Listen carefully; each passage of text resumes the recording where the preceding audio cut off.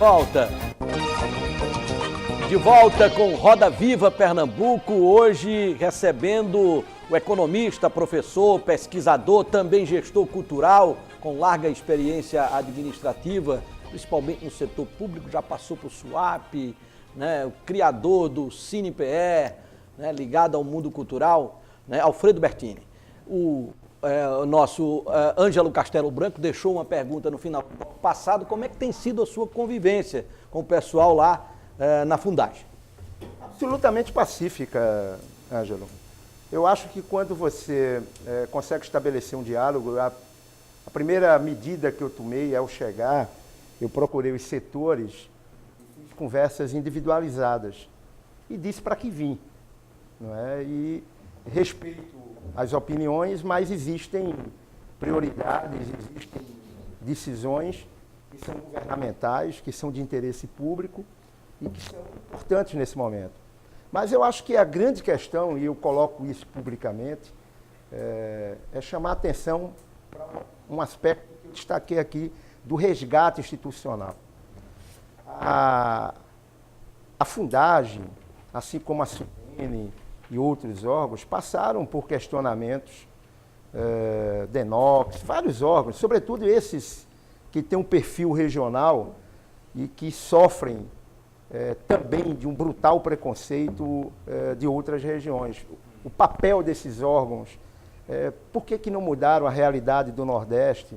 Eu vi muito isso de Brasília, eu lhe digo isso com muita segurança, porque enquanto estive em Brasília, né, esses questionamentos aconteceram. Portanto, existia também uma preocupação no ambiente da Fundagem sobre o destino da Fundagem.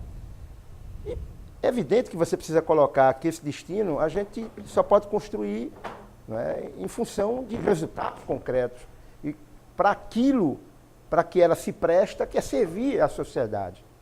Né? E o servir à sociedade, né, hoje, tem que passar necessariamente por essa mudança de foco.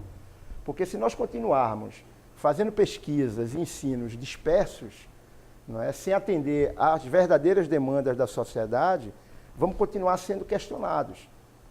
Por essa razão, eu conclamei a todos o seguinte: isso não significa dizer que as pesquisas que estão em andamento e que são pessoais, que elas não estão sendo apoiadas. Estão, mas é preciso que a gente leve em consideração o fato de que temos prioridades e que precisamos persegui-las. E essa questão, gente, eu volto a insistir, da educação no Nordeste é de extrema importância. Se os números são ruins e todos colocam aqui, e isso não é fruto do atual governo, não. Isso são histórias para trás que nós não conseguimos resolver. A qualidade do ensino hoje do aluno brasileiro, vis-à-vis, com qualquer parâmetro que você tome, de países desenvolvidos ou não, é péssima essa avaliação. O conhecimento básico ele está sendo disperso e é preciso retomar essa qualidade de ensino.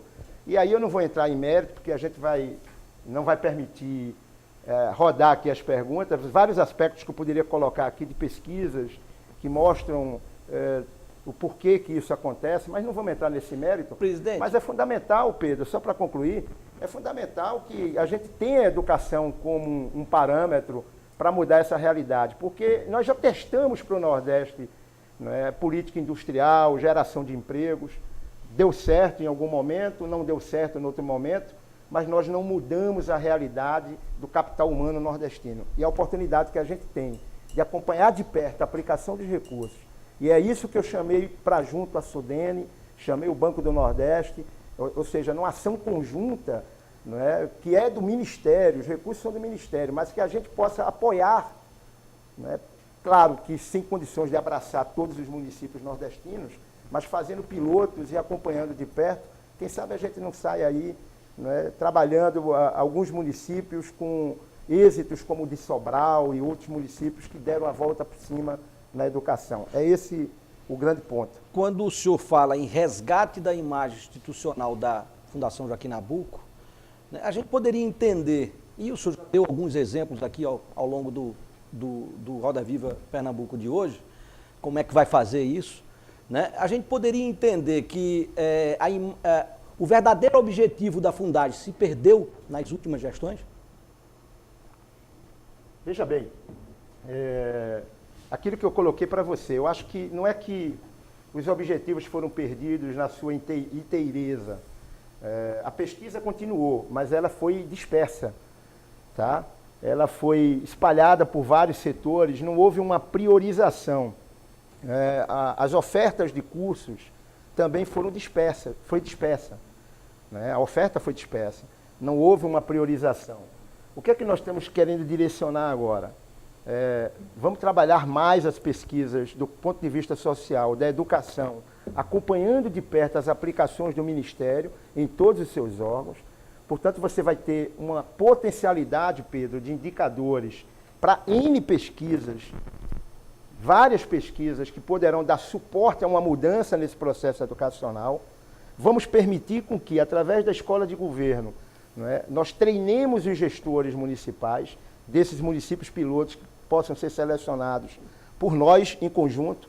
O dinheiro é do FNDE, mas a gente quer a parceria e a opinião da Sudene, do Banco do Nordeste, porque são os agentes do desenvolvimento regional, são os protagonistas. Nós, Fundagem, somos coadjuvantes. O que interessa a Fundagem? Os indicadores, né? Exercermos o nosso papel. Aí é aquela questão que eu disse, do resgate, porque a história que foi construída por Gilberto e tantos outros lá atrás, né, naquele momento, naquela fotografia daquele momento, precisa ser resgatada para esse momento novo.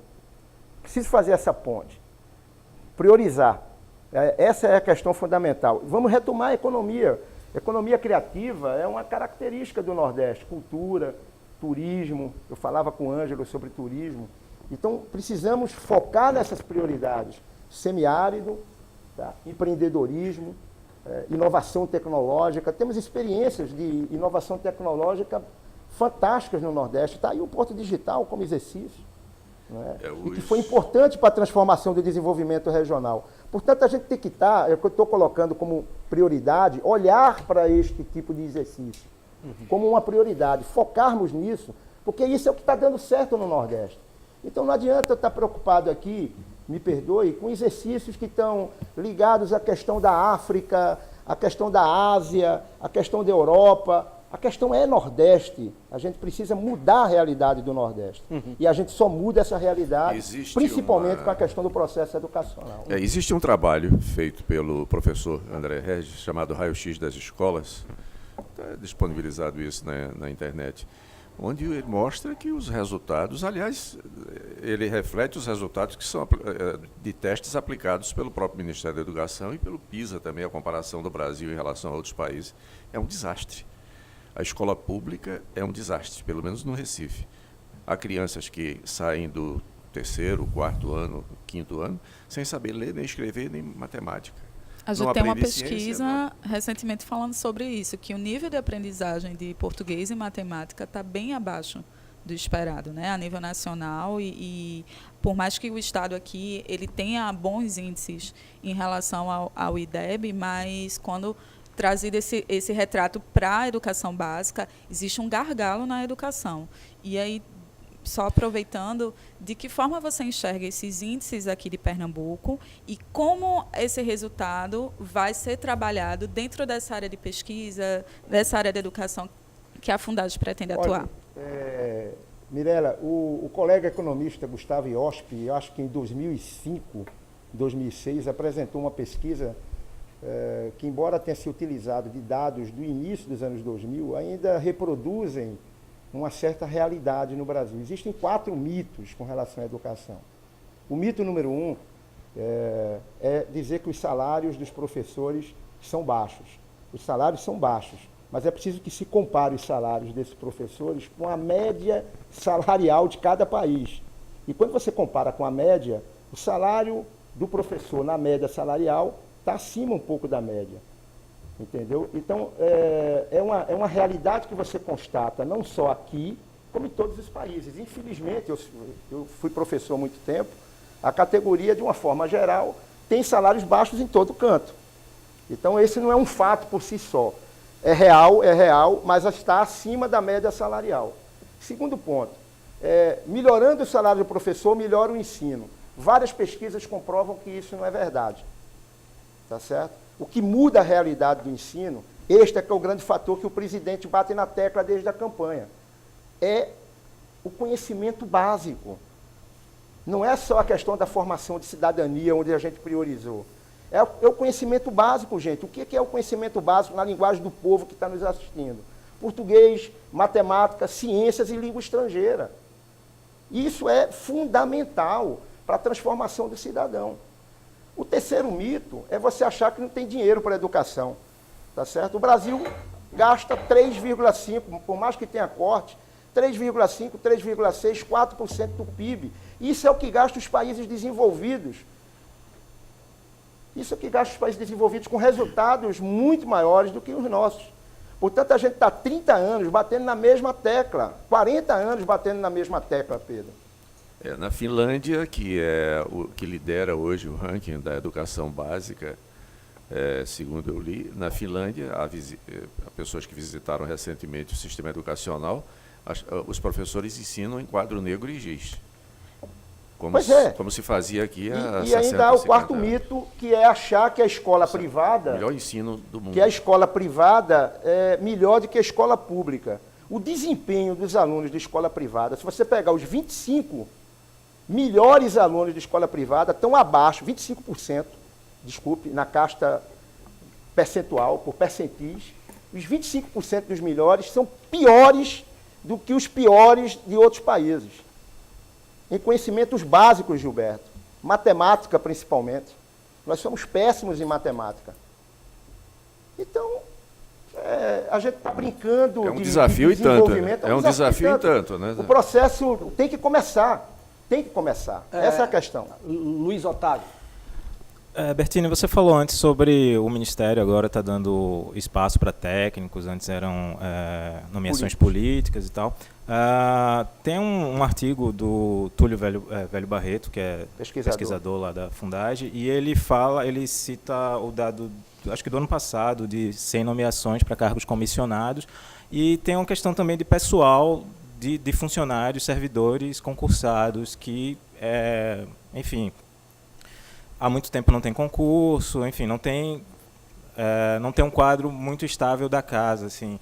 Inclusive, eu peguei um dado que eu não sei se está, assim, não sei se está exato, mas 40% do quadro de funcionários pode se aposentar em breve, assim. E como é que a gente mantém essa questão dos quadros técnicos, mas também com essa visão do funcionalismo, do servidor público, né? Essa é uma situação, uma boa pergunta, Luiz Otávio, porque essa é uma situação real. Nós temos, hoje, somando com terceirizados, aproximadamente 700 funcionários.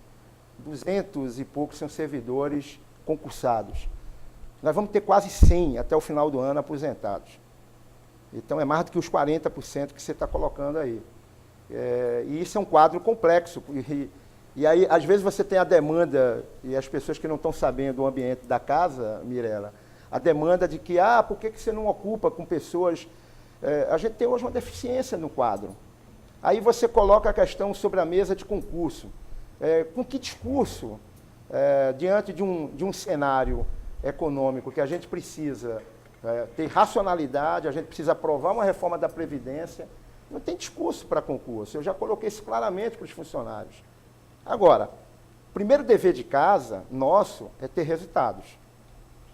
Aí, na hora que a gente apresentar resultados, isso pode dar consistência posterior, até para algumas possibilidades de concurso, se for o caso, porque a Fundação tem algumas particularidades. Eu até me remeto a uma situação como a do IFAM.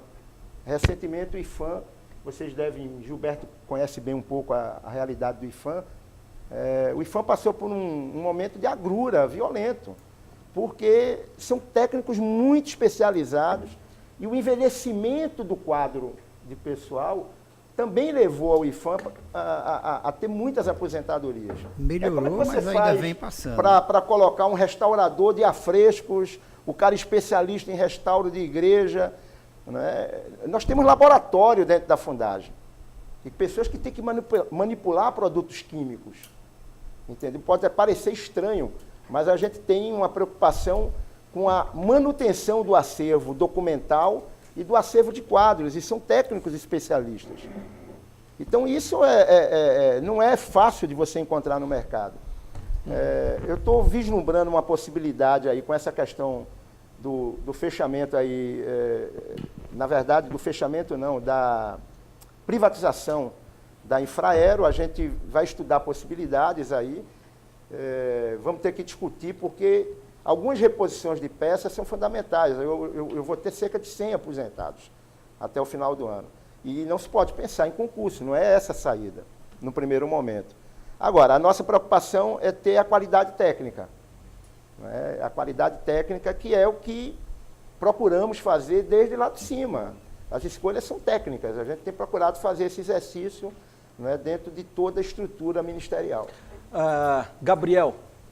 Bertini, minha pergunta é sobre desenvolvimento e urbanismo, né? A Fundagem poderá ter algum tipo de contribuição, dar algum tipo de contribuição para a revitalização dos centros históricos, notadamente do Centro Histórico do Recife, que está numa situação, talvez tenha chegado ao fundo do poço, né? Será que a Fundagem, ao longo de sua gestão, poderá participar de alguma forma, visando o renascimento dessa região da cidade que está completamente esquecida e entregue, não só do Recife, mas de outras Gabriel, se formos convocados, sim. Né? Eu acho que nós temos alguns especialistas, entendeu, que podem, não é, colaborar de alguma maneira, não é, com algum tipo de projeto. Né?